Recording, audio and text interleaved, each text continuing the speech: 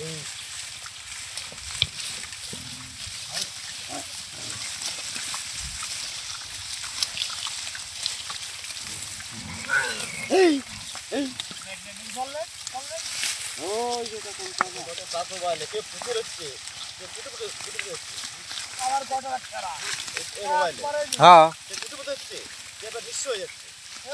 বাস্তব প্রমাণ দেখেন, ও দাঁড়া রয়েছে বিল্ডিং মোবাইলের টাকায়। আবার কেউ মনে হয় যে বাড়িঘর জমিদারি বেশি শেষ করে দিচ্ছে। ঠিক আছে,